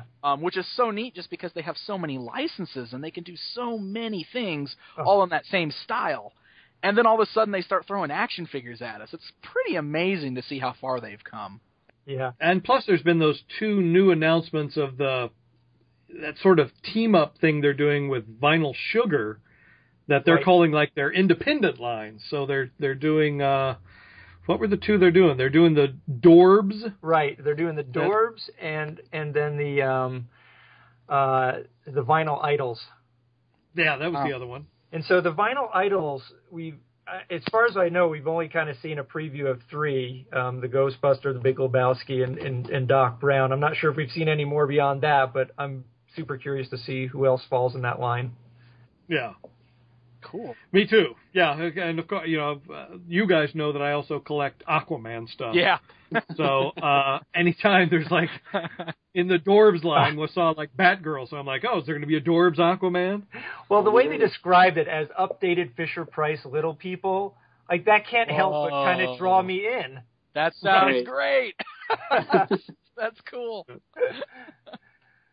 Because you did a picture of all the little people, right? Like the Sesame, I went back and collected all the individual Sesame Street Fisher-Price Little People, which was actually not as easy as it may have sounded. There's some rare ones of those, but they're fun, very nostalgic. It's funny, I was just looking up that old playset, the Sesame Street Fisher-Price Little People playset, just the other day, just because my son is really into Cookie Monster, and I'm like, I want to buy some of these. This is a good excuse to buy some of those vintage Sesame Street toys. Oh my goodness, Fisher-Price, that's a company we don't talk about enough, as far as some of the vintage toys they had, just really good toys. They got some good stuff now, too, though. True. Yeah, the Imaginext. They're the guys behind Imaginext, which is amazing. Yes. I love that line. I just saw today, I posted in one of the groups that they're doing a Solomon Grundy. Oh, I saw that. Oh, hey. That looks great. It does. It's very reminiscent of the JLU Grundy. Well, and they're doing like the Legion of Doom headquarters too, right? Which is that's up on Amazon. Oh my God, that's amazing looking. Yeah. Hey, okay, so my question is this: I do think that in 20 years or so, there's going to be a generation of kids that are super nostalgic about Imaginext, the way we're nostalgic about our toys. So is that big like Space Rover thing that's like $100 or $120? Is that going to be their USS Flag? That thing is cool. That's for sure. I mean, because it was, one of the big toys on all the Toy of the Year lists for 2014. I wanted one. It was awesome. Yeah, they I have a feeling they sold a ton of them. So, and I just saw, I was looking, there's on Amazon on the listing for Legion of Doom, there is a video showing the actual playset, and I went looking to see if I could find the video somewhere else so I could embed it, but I couldn't. But then I went to the Imaginext site, and they've got this whole cartoon about Ed Venture, which these little kids that are like tying in. It's like he goes to the medieval times, he goes into space. So they're starting now to do their original IP. Sort of within that. Yeah, and they've got a couple little animated shorts cool. On the website now. Yeah. That line is it's so great. And it's just, like, especially now that they're releasing the blind bag stuff, I feel like more people are starting to realize how cool that is. But I feel like that line is totally flying under the radar of collectors because they don't realize how amazing that line actually is. Like, there's a lot of value. I know that's a kid's line, but there is a lot of value in that. And you could tell that the people who work on that line are people like us who have passion and love all these other toy lines just because of the cool little Easter eggs and things that they throw in with those figures. I mean, how many Masters of the Universe nods are in that line? There's a Castle playset that has the Castle Grayskull Dungeon sculpted inside of it. There's a Skeletor now. There's a Skeletor. The vampire in the blind bag wave came with Hordak's bat. I mean, they do all kinds of crazy stuff. There's a Walter White figure in that line. Yes. It's amazing. But the dangerous thing about that line is that it all works together. Yeah. So even if you're just buying DC, there's cool pirate stuff that works with it. There is, crazy space stuff that works with it. And they just keep repainting that stuff. Yeah. to be DC vehicles and robots and mech suits. And I'm such a sucker for all the little skeletons that they've done, because they've done so many different little skeletons, and like the orange one, the neon orange one on the horse is amazing. Yeah, he's so good. So it's just, that line rocks. It's so good. Lots of cool play sets, lots of cool ships. I mean, I feel like if there's any excuse to buy a bigger home, it would be so that I could fit more of those toys in it. Yeah, right. Well, you guys all have younger kids than me, so I can't sneak those in. Going, see, I can't yet. I'm at 4 months tomorrow, so I'm like, every time I'm like in that aisle, my wife's like, "You can't. No, he's not old enough." I'm the same way. Because 1 year old is still a little too young for him, but I'm like counting down the days for him to be excited about Imaginext. So I'm like, all right, Spencer, let's go buy all these toys. Yeah. I'm telling you, Elliot is 5 years old right now, and it's just about perfect. Man. But it's also unpredictable. You know, you think that the things that get us excited will automatically be interesting to them, but it doesn't always work that way. And so there's a lot of drug pushing, like, Elliot, what about this? Isn't this kind of cool? No, not really. I always joke about how my kid's gonna like be the one that likes Hot Wheels and cars, because I was never really into that as a kid. Right. So I'm gonna be like buying him Hot Wheels his whole childhood, you know, which is fine, whatever. But See, I was talking today about we need to get I have He-Man on DVD, but I don't have like real Ghostbusters. And I was like, we need to get that real Ghostbusters set, because that way, you know, when he's older, he could watch it. And then I'm all talking about it for like 10 minutes, and my wife turns to me and she's like, "What if he doesn't like it?" And then I'm like horrified, like, "Whoa, that's not possible. that wouldn't happen." Brace yourselves. Yeah. Don't exactly. such evil. Well, hey, I ended up with a girl, so that's true. I'm just, I'm barely getting there. Like, oh, Star Wars, honey. Everyone loves Star Wars. Yeah. So, Daniel Lynch, how about you? Anything for Toy Fair you're looking forward to? You asked that the other day, and I've been really thinking about it. And the bad thing is that kind of the same way that Danny does the vintage stuff, I've kind of moved into this weird place where, like, if I'm buying Transformers, they're from Takara, or Glio. So I'm buying things that aren't necessarily going to actually be at Toy Fair. So I've been trying to really think of what's actually going to be there. And I think, and as Pixel Dan said, I got to start saying it. It's NECA. I got to pronounce everything right because I'm on a podcast. Or Nika or NECA. I say Nika. Yeah. So I got to say NECA. So I'm starting National Entertainment Collectibles. I'm going to say the whole thing. I called it NECA for years because that's what it was. And then you guys had to have a bet over that one. We had a bet on Geek Shall Inherit, and Randy said the last holdout was the owner, and now he's finally saying NECA. So there we go. Okay, so it has to be NECA. Like Pixel Dance. I mean, just everything he said. The NES stuff is awesome. I'm a loose collector, but all of the NES stuff is still in its box because the box is so amazing. I've not been able to liberate those yet, which is bad of me. But yeah, that stuff's all awesome, and I am still excited. It's a little long in tooth, and with Toy Guru leaving and everything, but the He-Man stuff is still a lot of fun. Yeah. And the rumor mill has been grinding on that we call it at IAT, we call it Mo2K, not 2000X, but so if I say Mo2K, I mean 2000X. But those 2000X figures being a possibility, and like I'm so hung up on that rumor that I will be destroyed if that rumor doesn't pan out. I'll tell you. Hey, can I tell you something? Right now while we're talking, I'm playing with Snake Armor He-Man and 2000X King Hiss, because I just got them today to review.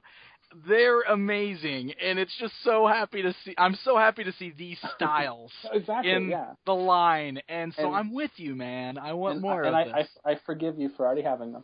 I know. I'm not trying to sound like a jerk. Just saying. No, it's totally awesome because that means they're that much closer to me, right? Yeah, exactly. But that stuff, I mean. Hold on, I'm gonna go get mine. Yeah, I know. Yeah, I was gonna say Daniel should have them too. I don't know. I don't mind. I'm not cranky about it, but I'm like the one bigger toy review site that just can't get in on that. I don't know what's wrong. Maybe I make too many funny pictures. They don't want to send me any stuff. They're like, he's gonna just make total fun of us, so forget it. I don't know. There's new blood now. You should reach out. I'll send you the name. That's true. I should try it again. But yeah, the He-Man stuff. I'm really looking forward to that. And as being a glutton for punishment, I want to buy DC Comics action figures, but they don't make a ton of anything I want to buy. So I mean, each Toy Fair, each Comic Con, I'm just waiting for something. Like right now, I think that this, with Classics over, I got my giant Tombstone box Doomsday finally, and the line's over. So the animated stuff from DC Direct has kind of caught my attention. So it'll be fun to see that stuff. I love that Roxy Rocket. The Scarecrow's awesome. So I would say NECA and the He-Man and then DC Collectibles are probably my big three. And G.I. Joe, right? Because G.I. Joe's going to be there. Right. No, never mind. Yeah, we're going to celebrate the 51st anniversary. 51st anniversary. I like how Hasbro actually sent us emails. Oh, heads up, guys, there's not going to be any G.I. I know. Yeah, just don't worry about it. Yeah. Don't ask. Hey, so on that Master stuff, I will say that I'm very curious to see how this year's going to work now that we're in the post-Toy Guru era. Oh, I know. Yeah. Now, Scott's gone. It's going to be interesting to see who's there, who's doing things, how they're going to do things. More from like the PR perspective is kind of what I'm thinking, because Scott was always that guy that was so outgoing and he didn't care about, being on the internet and stuff. And I'm curious to see who they're going to have this year to like do. Yeah, like who's going to talk. Yeah, who's going to be there. Exactly. Yeah. Or are they even going to? Maybe they're just going to open it up and say, "Here's the toys, guys. Here's the stuff. Do what you do." I don't know. Yeah. Toss the velvet rope. Yeah.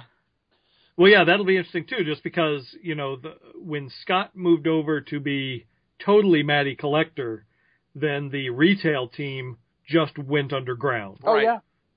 And like I even know some of those people, and have done work with them, and still like I'll email and just not hear anything back from a lot of them. Yeah. So it's just like, well, and it's kind like they saw an out and they took it. right. Yeah, and it's kind of almost been that way too. I mean, look how silent it's been since Scott has left. We've hardly heard anything. So, although I feel bad. I got the samples the other day and posted something on He-Man.org just saying, the samples for me anyway had been sort of one-off boxes, like everything was just one thing in a box. Whereas with Scott, you'd kind of get a month and a half worth of stuff. Yes. That you'd have to blaze through. Exactly. And I got like the Jumbo Beast Man in a box, and then like a month later I got Jumbo Skeletor, and I got Lizard Man. None of the DC stuff. And I just kind of mentioned that, and the lady who has been sending out samples wrote to me like on Thursday, like, "Are you not getting your samples?" Like I saw on He-Man.org, you said. I was just like, "Oh no, that's not what I meant to say. I wasn't throwing you under the bus. What I was trying to say is, everything. It just felt like stuff had changed a little bit." It definitely does. Mine's been exactly the same as yours. Because I used to come home and there, I'd get a giant box that's just full of everything for the next 3 months. That's how Scott did it. And now you get a box with a figure. This time it was a little bit different because there's 3 figures in February, so we got the 3 February figures. Which I thought was great. Yeah, I thought, absolutely. That's what I was trying to say was, oh, this is exciting. You'll be able to see them ahead of time. Yeah, exactly. So, but in my clumsy worded way, I feel we're definitely not complaining. I'm honored just to get anything at all because I never expect this sort of thing. Like I don't want to be the guy that just expects them to always send me stuff. Yeah. I always review this stuff regardless. So. And there's always the thing too. I mean, there is a nice, and not in any way to say anything bad about the people that do get them. I mean, it is that you both have that great attitude about it. I just want to commend you both on that because I know that there are some people that get those, and they do kind of they don't really, I don't know how I want to say it, but they're not very gracious about it sometimes. And so I know that when you two guys get that stuff, just that again we talked about in the beginning, just that joy is there, and like you're just having fun with this toy, and it's just I mean in a funny way, like we're happy you got it too. Like I mean you just communicate that both. I mean you do that in your videos. The videos are infectious. Because I'm not a big video review person, Pixel Dan, but your stuff I can watch your stuff all day, no problem. Oh, thanks. And Julius Dan, I mean you do more of the archive. You have the archival thing where it's just real.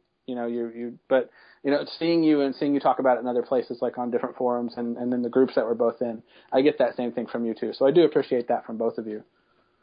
Yeah, for me, my attitude is always sort of, I'll just show you what it is. Yeah. And, try and photograph it in the best possible way, and then you make your own decision. Right.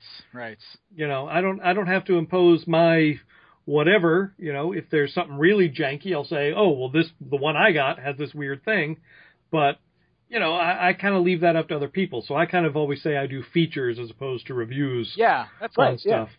That's the same attitude that I try to take in my reviews, though, too. Like, I always make sure to say, well, mine is a little loose here. I don't know if everybody's is going to be like that. Might be something to watch out for. But oh, sorry. Go ahead. You're talking. Yeah. I was going to say, I always try to take the approach of not being angry or mad or, so upset that something is wrong that I'm going to start cursing, because I just feel it's more appropriate to like point out the things that I think should be different, but not dwell on it to a point where I'm like so mad that this is done this way. Because even when there are things that I find wrong about a figure or that I don't like about a figure, I still don't like get mad about it. Like, that's my actual personality. I'm not angry. It's just more of a kind of wish it was like this instead. So that's how I try to portray it in my reviews. You don't start off with, well, this sucks, right? Yeah. This is complete garbage. I can't believe, I don't know why did I have this? And I do the same thing. Like, mine are more written, so I have to drone on and on with text. But I always think it's so funny, like, when I get, like, even bad QC on something, if something I have is painted sloppy, or if it breaks, or there's some issue with it, I don't know how much that's really happening. Like, it happened to me, and so, like, I'm not going to write the review and just go full bore about how awful this is, because it didn't necessarily happen to anybody else. So I always kind of feel that that's something else too, that whenever you're going to get that stuff that when you're writing, or when you're videoing, that you're talking about yourself. It's you, and I don't like that bigger whole thing where it's like this whole line is terrible and this is awful, and it's like, because we don't know what's happening to the other. We don't know how many there are. We don't know how many are broken.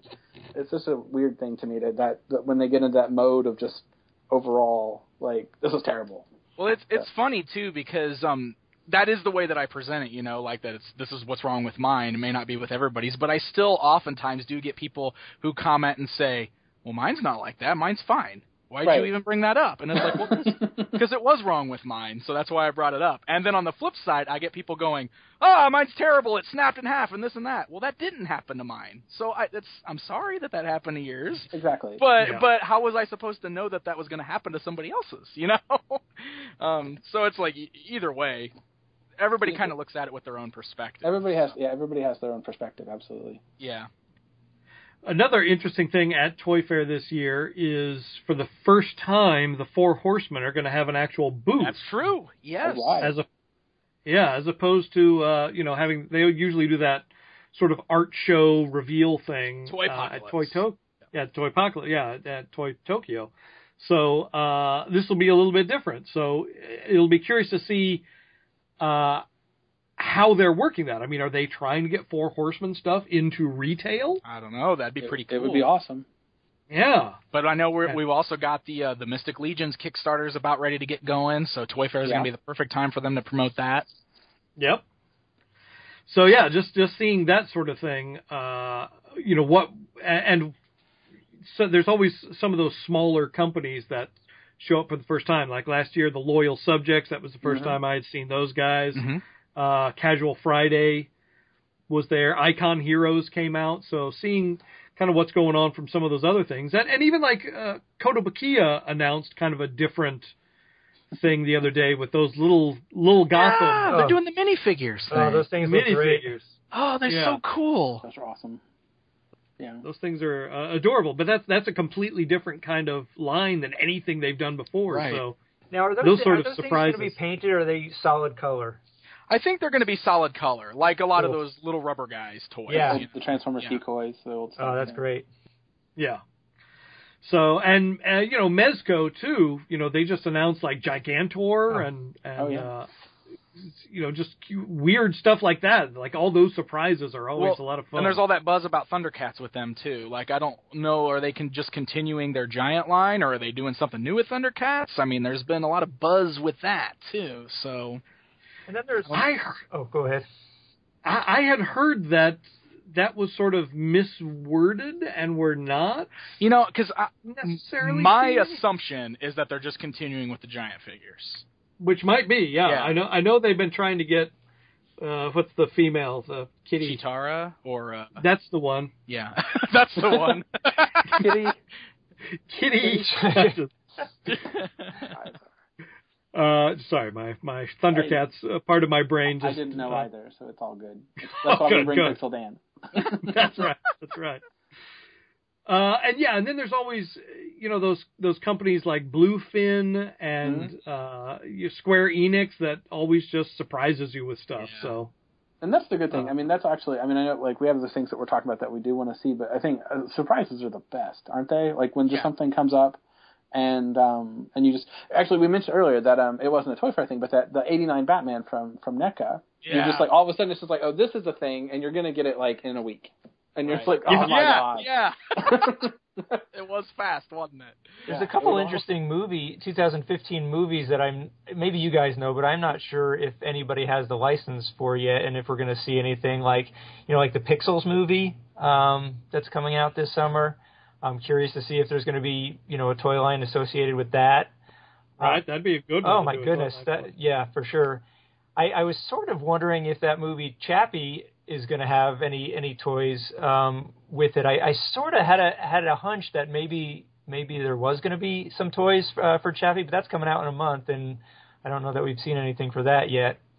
Well, we know Gentle Giant is doing a statue for it. Okay. And I know of one other company that is doing stuff, but I don't know that they've announced it yet. Okay. I thought I remembered something about Gentle Giant and Chappie. Yeah. And then later in the year, there's Gem and the Holograms. Oh, yeah? That's right, yeah.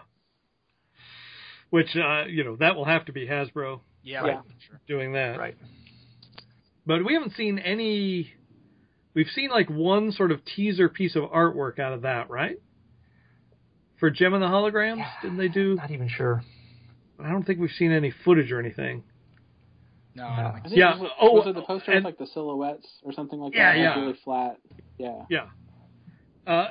Real quick, going back to DC Collectibles, that animated line, they did that tease last week that makes you think that they are releasing a vehicle in that line. Oh, yeah, that's right. So I really want to see if that is in fact the case. Absolutely. That'll be Because awesome. that line for me is what I always wanted those Kenner figures to be. Right. Yes, absolutely. And I know they've had a little bit of QC stuff that they're working on. They've been really taking it personally. I was going to say, man, you really got to commend them for the action they've been taking on that. That's awesome to see. You keep seeing so many fans posting pictures of the personal handwritten notes that they're sending out, and that's amazing. So good on them. And I know I know a couple of those guys, and I saw them a couple of weeks ago at a birthday party, and I mean they really are taking it personally. They want this to be. They're as much of fans of this stuff as we are, and they love working on it, and they're super excited about it, and they have huge plans for it. Yeah, so. it's easy sometimes to look at all these big toy companies as faceless entities that, are churning out this stuff that we're buying, and so it's easy to get real mad sometimes when stuff like that doesn't go the right way. But, there are real people behind these toy lines that are very passionate about what they're doing. And when DC Collectibles does stuff like that, it really shows you that. It's proof that these people really care about the product that they're making. Absolutely. Yeah. I haven't quite seen that level of customer service and personal touch since the Palisades days. Oh no. Well, I mean, usually if you get a toy in the mail with a handwritten note that's like, "Hey, we played with this," it's usually not a good thing. But in this case, it's awesome. Yeah. We open this, we played with it around, have fun with it. Yeah. You have it on your shelf. In a few days, we'll send you pictures of what we did with it before we gave it to you. So, and I have to say, my Mr. Freeze from that line.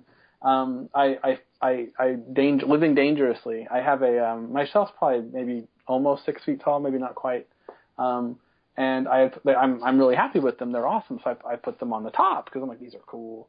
And then I was moving around. I think it was Castle Grayskull because I have to move that thing all the time because it's too big to fit anywhere. And I bumped the shelf. and Mr. yeah. Freeze goes he just head first. He just goes. He fell out of the stands. So the stands least staying up there. He goes, and in that 45 minutes, I watched that Mr. Freeze fall to the ground. I was just like, yeah, I'm like, he is toast, right? Like I've seen all these pictures. I've heard all these terrible things, and he just goes straight to the ground. He actually hits the wood shelf on the way down, and then boom, and I look down, and he's just totally fine, and I was so happy, and I was like, and so that's been my thing too when we talk about the QC with that is that I know they have had problems obviously, and big enough problems that we've seen a ton of pictures of it, but like I was happy to see that like he survived that terrible fall. So I'm like they have there's some ability to withstand built into those, so I think we're on a good track as they fix it going forward. Nice. Excellent. Well, we've talked a long time, gentlemen. Yes, we have. So I think we should probably wrap it up for this episode. We'll get it posted, and we'll get it live. And I think the plan right now, what we've discussed amongst ourselves, is this will probably be a monthly thing. Okay. We'll try and get on a good schedule where we can announce, hey, whatever day, this will be the day for Legion of Dans. But thank you, everyone, for listening. Thank you to all my lovely Dans out there. It's just been a real pleasure. I mean, I've had individual conversations with each of you in person and online, and just it just kind of struck me one day that all these guys have the same name as me and the same attitude. well, Daniel Prime, as we've come to refer to you, I certainly appreciated the email that I got from you that kind of laid this out, and I think the subject line was, I've got a cockamamie idea. Yeah, I know. Yeah, you said the same similar thing to me, like on Facebook that one time. Like, I got this crazy idea. Yeah. Like that sounds fun. Let's do it. Oh, and we have a very cool logo that you'll see because I'm making a Facebook page for us and all that. That was done by our own Danny Newman, representing all of us. Thank you very much for that. Sure thing. Yeah, we'll clap for that. Yeah. And so, Pixel Dan, I will see you at Toy Fair in just a few weeks. Absolutely. Danny Newman, we got to get together sometime. I'll show up on your doorstep one day. Sounds perfect. Actually, it was the last time I saw you. You did show up on my doorstep. That's right. Yes, you didn't know, and you surprised me for my birthday. Right. And Daniel Lynch, at some point, someday, we have to meet in person. I will go to one of these big conventions and stand in line with you. Yeah. All right. Someday. But in the meantime, we will talk online. Yes. And thank you very much. I hope everyone enjoyed this. If there's other stuff, if there's topics you'd like for us to discuss, just post on the Facebook page and stuff, and we'll tackle that. If you want to know what the Dan is going on, just let us know. What the Dan is going on. I like it. Oh man, it's gonna be like the Smurfs. It is. All right, we're out. Thanks, everyone. Thank you. Bye. Thank you. Bye.